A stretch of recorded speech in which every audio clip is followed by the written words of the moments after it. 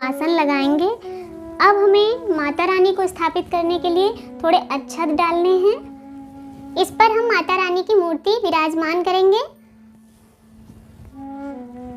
ये मिट्टी ली है हमने, इसमें जौ बोएंगे। कहते हैं नवरात्रि में जौ अगर अच्छी उगे तो समय अच्छा आता है, इसलिए जौ बोया जाता है। ये खुशहाली का प्रतीक होती है। तो ये हम कुछ लोग ऐसे ही कलश रखते हैं, अगर आप चाहें तो ऐसे रख सकते हैं। मिट्टी के पात्र में या कोई बर्तन ले लें, उसमें हम रख सकते हैं। ये कलश लिया है हमने, इस पे स्वास्तिक पहले ही बना लिया था। ये कलावा बांध लिया है। अब इसमें हम जल डालेंगे। सबसे पहले हम गंगा जल डालेंगे। अब इसमें जल डालेंगे, एक सिक्का, लौंग, इलायची और कौड़ी और थोड़ी सी हल्दी। अगर आपके पास है तो इसमें सुपारी भी डाल सकते हैं। से अक्षत हम डालेंगे, इसमें स्थापित करेंगे।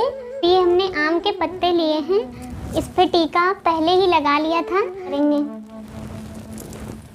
मान करेंगे। आप गणपति जी की मूर्ति ले सकते हैं या सुपारी भी गणपति जी माने जाते हैं, तो आप उन्हें यहाँ स्थापित कर सकते हैं। इसमें मैंने कलावा लगा दिया है। देंगे कलश पर, सुपारी पर और माता रानी पर, और खुद पर भी जल की छींटे लें। माता रानी पर कलावा चढ़ाएंगे। कलावा लगाकर कलश पर रखना है हमें। अब ये चुनरी माता रानी को पहनानी है। दीप प्रज्वलित करेंगे। पुष्प हैं आपके पास तो आप चढ़ा सकते हैं। उसके बाद हमें ये प्रसाद अर्पित करना है माता रानी को, वह हम चढ़ाएंगे।